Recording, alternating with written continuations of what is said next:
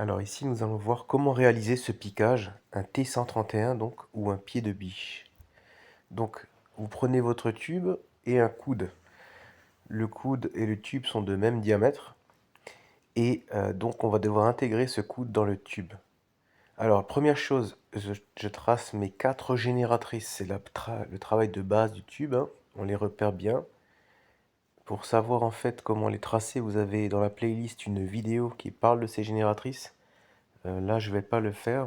Vous pouvez regarder donc ces vidéos, on gagnera du temps. Donc vous vérifiez que vous avez bien tracé les 4 génératrices. Une fois que vous avez tracé les 4 génératrices, vous repérez sur le tube où est l'axe du piquage, où est l'axe du tube qui va venir en fait se piquer sur votre tube horizontal. Et vous le tracez directement sur ce tube. Donc vous mettez bien en face, vous regardez votre cote et vous le tracez.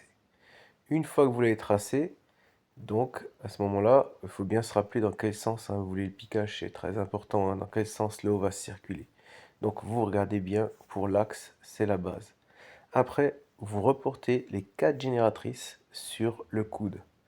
On n'en aura besoin que de 2, mais reporter les 4, c'est pas plus mal.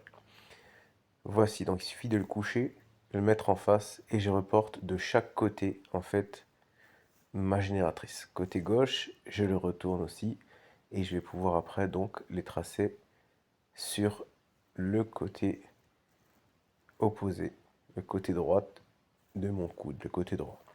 Voilà, ça donne ça. Et ça, c'est très important. Vous allez voir pourquoi. On va pouvoir s'en servir après pour retravailler en fait les parties à découper. On va découper tout le tour ici et revenir jusqu'à l'autre partie, sur l'autre génératrice du côté droit, en passant par cette partie-là. Et cette partie, pour la déterminer, en fait, on va faire une technique toute simple. On va prendre notre tube et on va la poser sur une surface où il est maintenu, comme une cornière par exemple. Et on va après mettre notre coude juste à côté. Alors on le met bien vertical, hein, ici bien vertical, bien d'aplomb.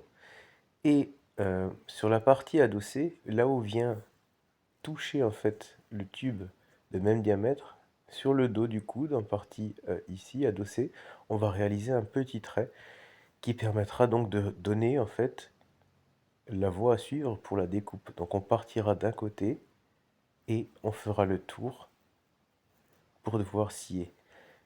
Le mieux à faire, c'est de prendre un fil électrique, quelque chose d'assez souple, mais aussi qui est malléable. Par exemple, un morceau d'étain, c'est très bien aussi.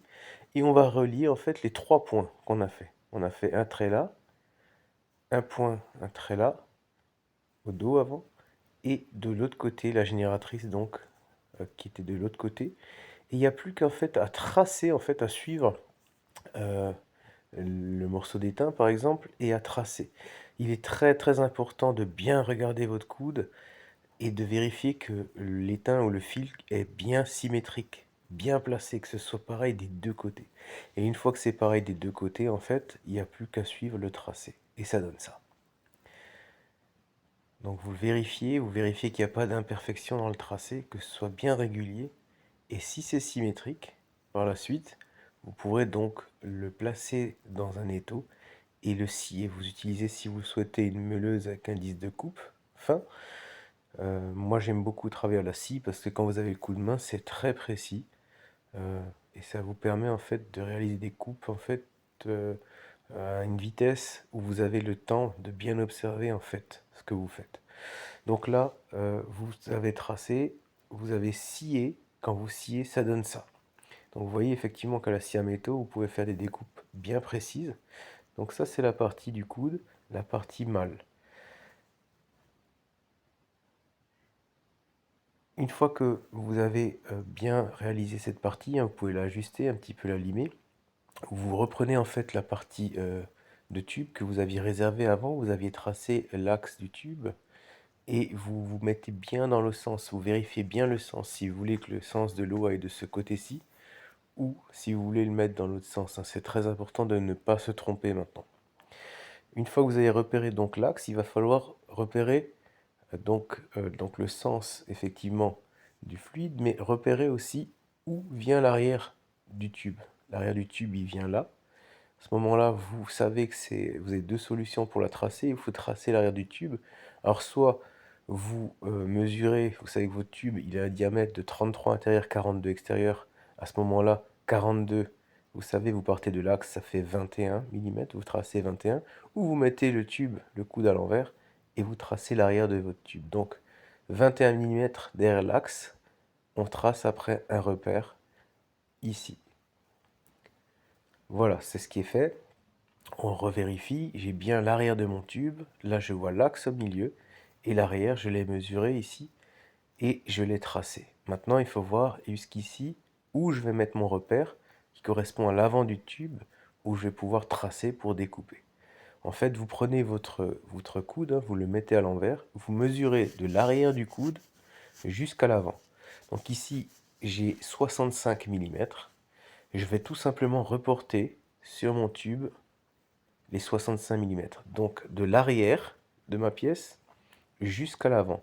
Je mesure 65 mm de l'arrière de mon tube jusqu'à l'avant.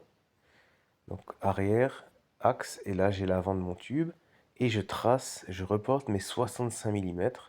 Et ce qui est intéressant, que je vais donc faire descendre mon trait jusqu'à la génératrice de ce côté-ci, qui est sur le côté. Et je vais faire pareil de l'autre côté. Il faut que mon trait descende jusqu'à la génératrice. Donc je trace maintenant. Voilà. Et je vais le faire. Et je vais tout de suite le marquer. Comme ça, on le voit bien. Voilà. Donc ça, c'est fait. Je répète, ici, j'ai l'axe de mon tube. J'ai l'arrière de mon tube.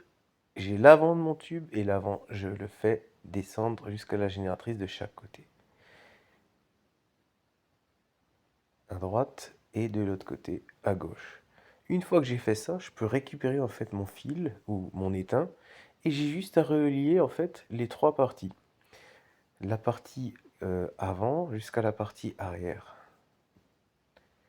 Je plaque bien, je regarde que c'est bien symétrique et donc après je vais pouvoir tracer tout simplement.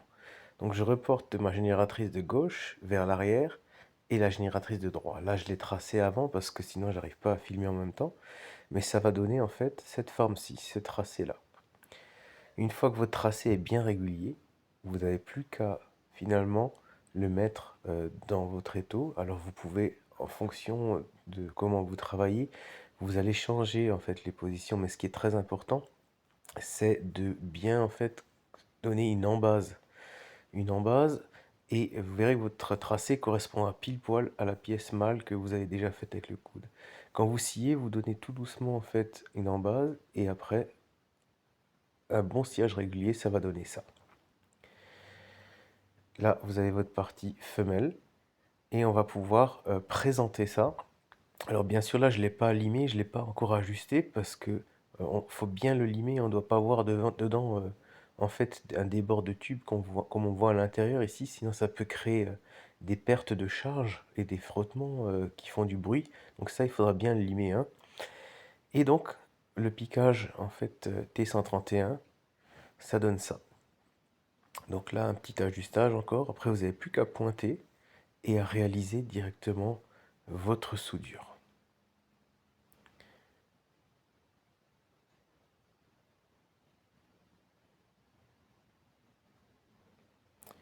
Voilà.